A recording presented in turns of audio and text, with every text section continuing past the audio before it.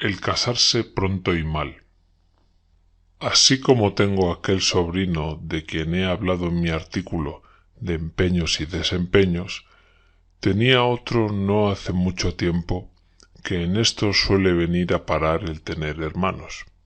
Este era hijo de una mi hermana, la cual había recibido aquella educación que se daba en España no hace ningún siglo. Es decir, que en la casa se rezaba diariamente el rosario, se leía la vida del santo, se oía misa todos los días, se trabajaba a los de labor, se paseaba las tardes de los de guardar, se velaba hasta las 10, se estrenaba vestido el domingo de Ramos y andaba siempre señor padre, que entonces no se llamaba papá, con la mano más besada que reliquia vieja, y registrando los rincones de la casa, temeroso de que las muchachas, ayudadas de su cuyo, hubiesen a las manos algún libro de los prohibidos, ni menos aquellas novelas que, como solía decir, a pretexto de inclinar a la virtud, enseñan desnudo el vicio. No diremos que esta educación fuese mejor ni peor que la del día. Sólo sabemos que vinieron los franceses y como aquella buena o mala educación no estriba en mi hermana en principios ciertos, sino en la rutina y en la opresión doméstica de aquellos terribles padres del siglo pasado, no fue necesaria mucha comunicación con algunos oficiales de la Guardia Imperial para echar de ver que si aquel modo de vivir era sencillo y arreglado, no era sin embargo el más divertido. ¿Qué motivo habrá efectivamente que nos persuada que debemos en esta corta vida pasarlo mal, pudiendo pasarlo mejor? Aficionóse mi hermana de las costumbres francesas, y ya no fue para el pan ni el vino.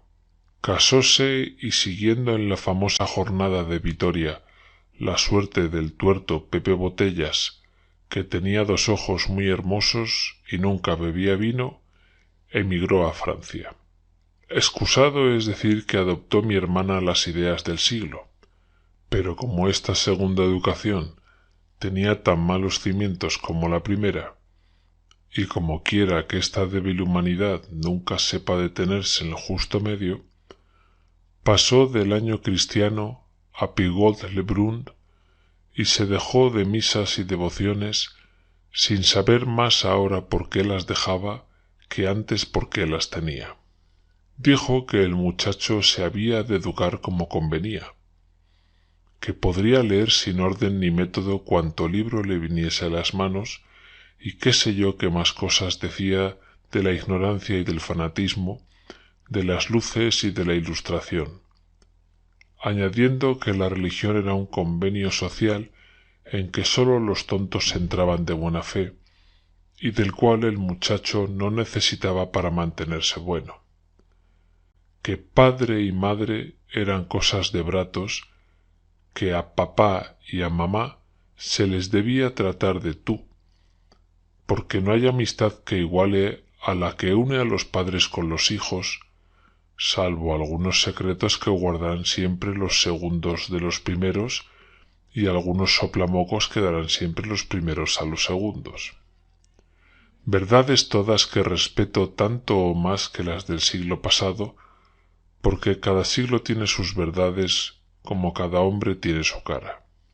No es necesario decir que el muchacho, que se llamaba Augusto, porque ya han caducado los nombres de nuestro calendario, salió despreocupado, puesto que la despreocupación es la primera preocupación de este siglo. Leyó, hacinó, confundió, fue superficial, vano, presumido, orgulloso, terco, y no dejó de tomarse más rienda de la que se le había dado. Murió, no sé a qué propósito, mi cuñado, y Augusto regresó a España con mi hermana, toda aturdida de ver lo brutos que estamos por acá todavía los que no hemos tenido como ella la dicha de emigrar. Y trayéndonos, entre otras cosas, noticias ciertas de cómo no había Dios, porque eso se sabe en Francia de muy buena tinta. Por supuesto que no tenía el muchacho 15 años y ya galleaba en las sociedades y citaba y se metía en cuestiones y era hablador y raciocinador como todo muchacho bien educado. Y fue el caso que oía hablar todos los días de aventuras escandalosas y de los amores de fulanita con la menganita, y le pareció en resumidas cuentas cosa precisa para hombrear, enamorarse. Por su desgracia, acertó a gustar a una joven, personita muy bien educada también, la cual es verdad que no sabía gobernar una casa, pero se embaulaba en el cuerpo en sus ratos perdidos, que eran para ella todos los días. Una novela sentimental con la más desatinada afición que en el mundo jamás se ha visto. Tocaba su poco de piano y cantaba su poco de aria de vez en cuando, porque tenía una bonita voz de contralto. Hubo guiños y apretones desesperados de pies y manos, y varias epístolas recíprocamente copiadas de la nueva Eloísa. Y no hay más que decir, sino que a los 4 días se veían los dos inocentes por la ventanilla de la puerta y escurrían su correspondencia por las rendijas, sobornaban con el mejor fin del mundo a los criados, y por último, su amigo, que debía de quererle muy mal, presentó al señorito en la casa. Para colmo de desgracia, él y ella, que habían dado principio a sus amores porque no se dijese que vivían sin su trapillo, se llegaron a imaginar primero, y a creer después a pies juntillas, como se suele muy mal decir, que estaban verdadera y terriblemente enamorados. Fatal credulidad. Los parientes, que previeron en que podía venir a parar aquella inocente afición ya conocida, pusieron de su parte todos los esfuerzos para cortar el mal, pero ya era tarde. Mi hermana, en medio de su despreocupación y de sus luces, nunca había podido desprenderse del todo de cierta afición a sus ejecutorias y blasones, porque hay que advertir 2 cosas. Primera, que hay despreocupados por este estilo, y segunda, que somos nobles, lo que equivale a decir que desde la más remota antigüedad nuestros abuelos no han trabajado para comer. Conservaba mi hermana este apego a la nobleza, aunque no conservaba bienes, y esta es una de las razones por que estaba mi sobrinito destinado a morirse de hambre si no se le hacía meter la cabeza en alguna parte, porque eso de que hubiera aprendido un oficio, ¿qué hubieran dicho los parientes y la nación entera? Averiguóse, pues, que no tenía la niña un origen tan preclaro, ni más dote que su instrucción novelesca y sus duetos, fincas que no bastan para sostener el boato de unas personas de su clase. Averiguó también la parte contraria, que el niño no tenía empleo, y dándosele un bledo de su nobleza, hubo aquello de decirle: «Caballerito, ¿con qué objeto entra usted en mi casa?»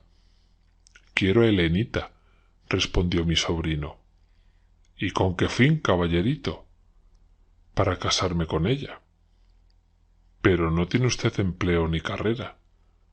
«Eso es cuenta mía». «Sus padres de usted no consentirán». «Sí, señor. ¿Usted no conoce a mis papás?» «Perfectamente. Mi hija será de usted en cuanto me traiga una prueba de que puede mantenerla, y el permiso de sus padres. Pero en el interín, si usted la quiere tanto, excuse por su mismo decoro sus visitas». «Entiendo. Me alegro, caballerito». Y quedó nuestro Orlando hecho una estatua, pero bien decidido a romper por todos los inconvenientes. Bien quisiéramos que nuestra pluma mejor cortada, se atreviese a trasladar al papel la escena de la niña con la mamá. Pero diremos en suma que hubo prohibición de salir y de asomarse al balcón, y de corresponder al mancebo. A todo lo cual, la malva respondió con 4 desvergüenzas acerca del libre albedrío y de la libertad de la hija para escoger marido. Y no fueron bastantes a disuadirla las reflexiones acerca de la ninguna fortuna de su elegido. Todo era para ella tiranía y envidia que los papás tenían de sus amores y de su felicidad, concluyendo que en los matrimonios era lo primero el amor, que en cuanto a comer, ni eso hacía falta a los enamorados, porque en ninguna novela se dice que coman las Amandas y los Mortimers, ni nunca les habían de faltar unas sopas de ajo. Poco más o menos fue la escena de Augusto con mi hermana, porque aunque no sea legítima consecuencia, también concluía de que los padres no deben tiranizar a los hijos, que los hijos no deben obedecer a los padres. Insistía en que era independiente, que en cuanto a haberle criado y educado nada le debía, pues lo había hecho por una obligación imprescindible, y a lo del ser que le había dado, menos, pues no se lo había dado por él, sino por las razones que dice nuestro cadalso, entre otras lindezas sutilísimas de este jaez. Pero insistieron también los padres, y después de haber intentado infructuosamente varios medios de seducción y rapto, no dudó nuestro paladín, vista la obstinación de las familias, en recurrir al medio en boga de sacar a la niña por el vicario.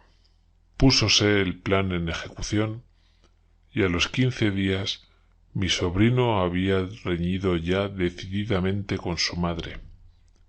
Había sido arrojado de su casa, privado de sus cortos alimentos, y Elena depositada en poder de una potencia neutral.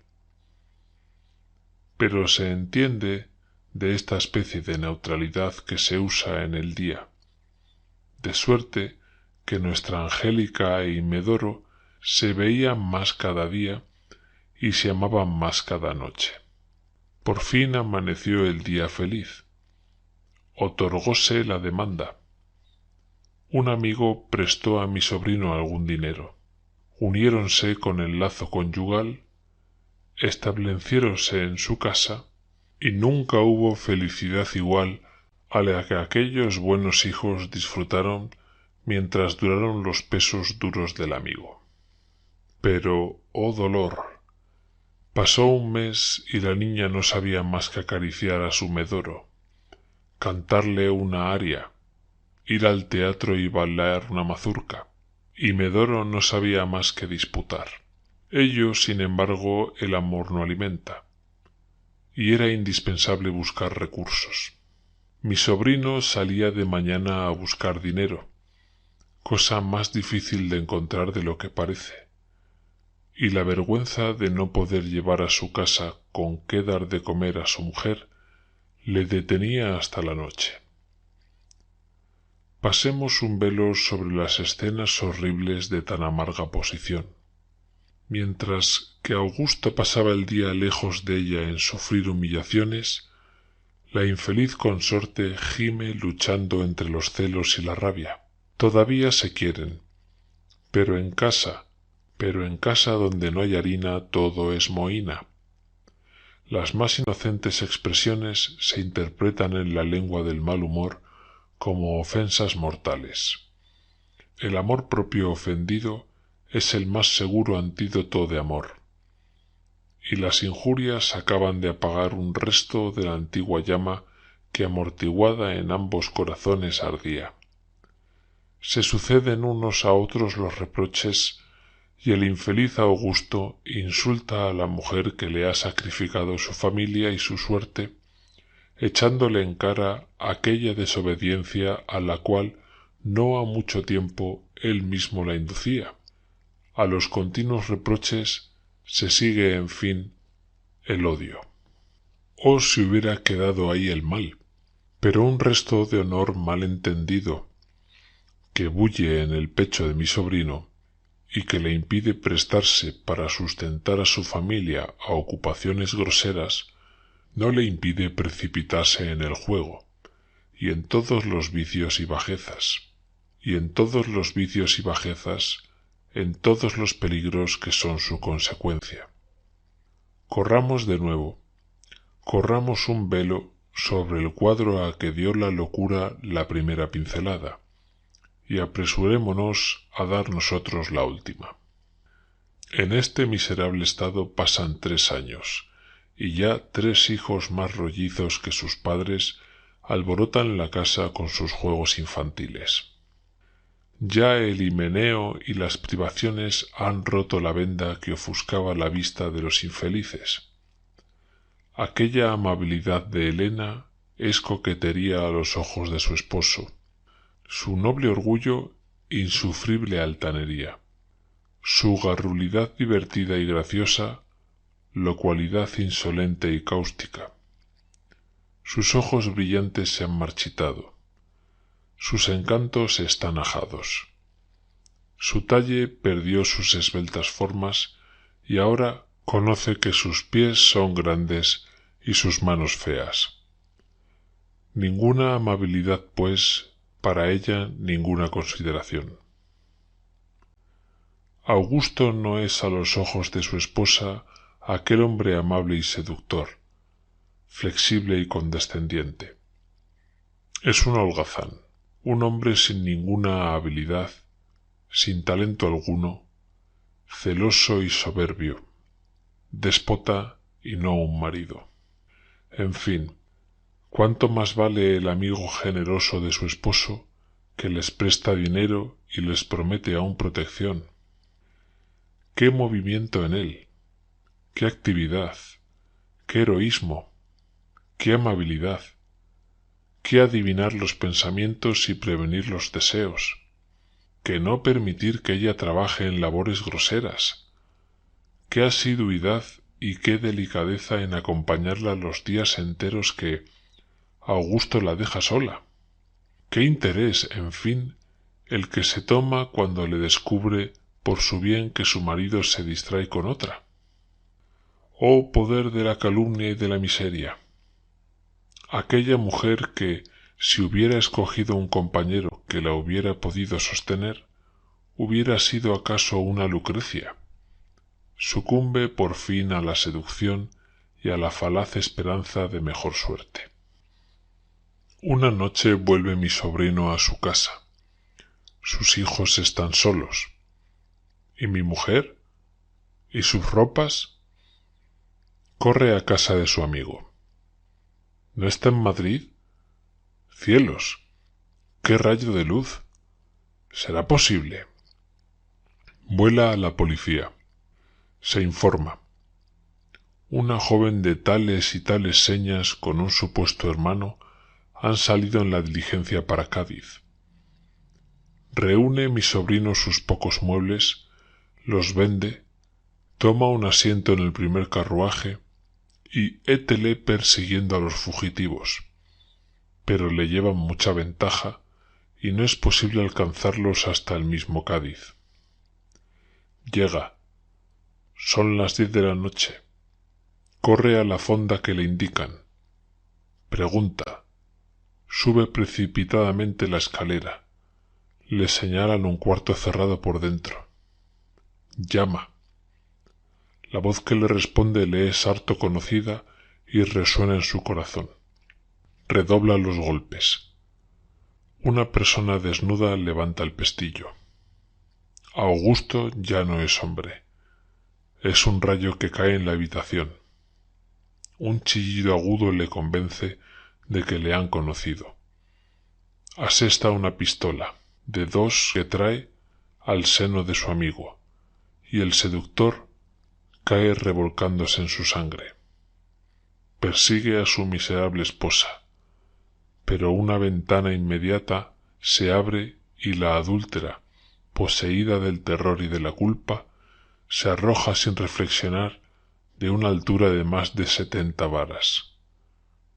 El grito de la agonía le anuncia su última desgracia y la venganza más completa.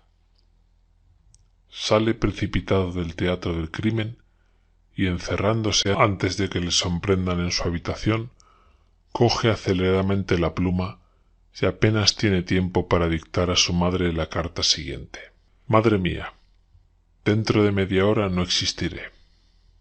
Cuidad de mis hijos, y si queréis hacerlos verdaderamente despreocupados, empezad por instruirlos. Que aprendan en ejemplo de su padre a respetar lo que es peligroso despreciar sin tener antes más sabiduría. Si no les podéis dar otra cosa mejor, no les quitéis una religión consoladora. Que aprendan a domar sus pasiones y a respetar a aquellos a quienes lo deben todo. Perdonadme mis faltas. Harto castigado estoy con mi deshonra y mi crimen. Harto cara pago mi falsa despreocupación. Perdonadme las lágrimas que os hago derramar. Adiós para siempre. Acabada esta carta se oyó otra detonación que resonó en toda la fonda, y la catástrofe que le sucedió me privó para siempre de un sobrino que con el más bello corazón se ha hecho desgraciado así y a cuantos le rodean. No hace 2 horas que mi desgraciada hermana, después de haber leído aquella carta y llamándome para mostrármela, postrada en su lecho y entregada al más funesto delirio, ha sido desahuciada por los médicos. Hijo, despreocupación, boda, religión, infeliz, son las palabras que vagan errantes sobre sus labios moribundos. Y esta funesta impresión, que domina en mis sentidos tristemente, me ha impedido dar hoy a mis lectores otros artículos más joviales que para mejor ocasión les tengo reservados. Fin de El casarse pronto y mal.